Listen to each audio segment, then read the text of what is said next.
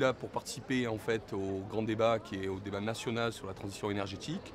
Et justement, MPM a chargé donc l'Agence locale de l'énergie d'organiser ce débat au niveau de la métropole. Cette organisation comprend 2 journées, une journée ici puis une deuxième journée au Pharo. Cette première journée, c'est essayer de sensibiliser et surtout de faire participer nos concitoyens au grand débat qu'il y a au niveau national sur la transition énergétique. Tous ces éléments, on va pouvoir les faire remonter au niveau national.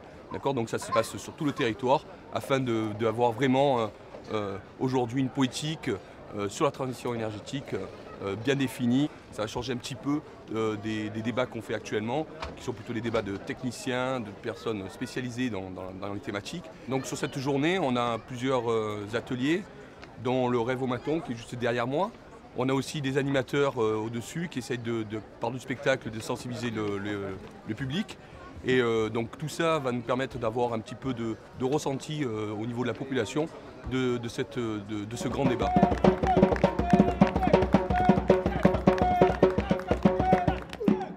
Je suis Axel Benaïch, Design the Future Now. Donc nous sommes à l'espace Bargemont où nous avons installé notre Rêvomaton. L'idée, c'est de s'inscrire dans le cadre du débat sur la transition énergétique et de proposer un dispositif de participation citoyenne qui nous permet de récolter un peu des avis, de contributions, des idées pour le changement et voir comment demain on va pouvoir travailler et fonctionner, et se déplacer avec de nouvelles énergies. Le changement énergétique. Alors, il ne faut pas bannir la technologie parce que je pense que c'est important. La technologie, on en a besoin de tout sens. Et puis, on va aller que vers du progrès technique. Moi, je suis ingénieur à RTE, qui est une filiale d'EDF. Et donc, ce que je dis dans la machine, c'est que l'avenir, moi, je vois plus un parc mixte, avec quand même la place numéro 1 du nucléaire, de l'hydraulique, mais aussi développer plus le photovoltaïque. Et notamment, je trouve qu'on a pris du retard sur la recherche de panneaux photovoltaïques, nanoparticules, et puis aussi les Japonais ont fait des recherches avec des panneaux avec de la chlorophylle. Et ça, c'est pas à développer en France. Donc je crois qu'on a beaucoup de retard en recherche en France à faire. Pourquoi le photovoltaïque ne se développe pas, par exemple, en centre-Méditerranée? Je suis assez étonné quand même qu'à Marseille, sur tous les toits, on ne retrouve pas du photovoltaïque, parce que je pense que ça serait... C'est quand même là où il y en a le plus de soleil en France. Donc c'est un petit peu dommage qu'on ne le développe pas plus ici, dans la région. Plutôt que d'essayer d'adapter le besoin, d'adapter plutôt la consommation au besoin, d'essayer de changer le besoin. Il faut mélanger, je pense, toutes les énergies qu'il y a actuellement, aussi bien l'éolien, le photovoltaïque, la géothermie, des micro-énergies qui vont s'accumuler. Je pense que c'est ça l'énergie de demain. Une des clés de demain, je crois que c'est si par exemple on arriverait à inventer l'arbre électrique, par exemple, ce serait pas mal, parce que je crois que le jour où la nature montrera qu'elle peut produire l'énergie, on aura fait un grand pas. On parle beaucoup de production d'énergie aujourd'hui, nucléaire, énergie renouvelable, etc. On ne parle pas beaucoup d'économie. Je pense qu'il y a un gros potentiel là-dessus. Moi, j'ai parlé d'énergie pour dire qu'avant de penser à production, il faut surtout penser à économie d'énergie, c'est-à-dire amélioration de l'efficacité énergétique.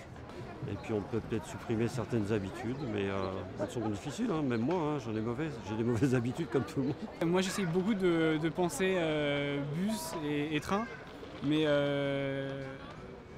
en général, mes amis pensent dans l'autre sens et du coup, moi, j'ai facilement je les suis facilement en voiture et des fois, ça me fait un peu mal au cœur de penser que j'aurais pu le faire en train, en bus pour 2 € et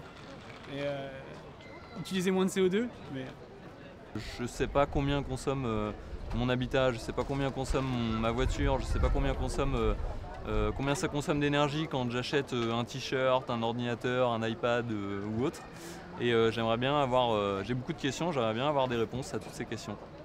Sur le débat de la transition énergétique, le but c'est de proposer au public des données objectives et un débat sans a priori, ni pour ni contre, aucune énergie. L'Agence locale de l'énergie a souhaité aller dans la rue pour porter la parole et faire débattre les citoyens sur la question de l'énergie.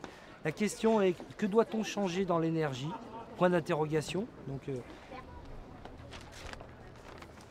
Alors ça, c'est un Italien qui a mis consommer moins en saison d'une planète qui n'est pas illimitée.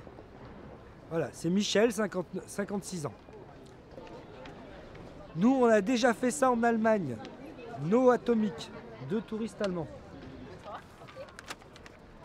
Alors mieux connaître le nucléaire pour ne pas en avoir peur, avoir le courage de pousser à l'innovation, c'est de l'investissement pour nos enfants. Féti, 47 ans.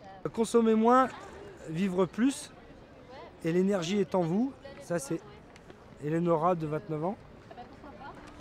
Difficile de renoncer au confort que l'on nous a donné depuis des années et pourtant il est évident que l'on devra réduire notre consommation d'énergie.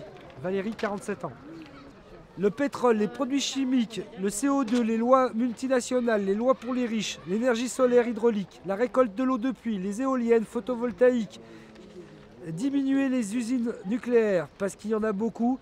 Tout seul, on va plus vite, ensemble, on va plus loin.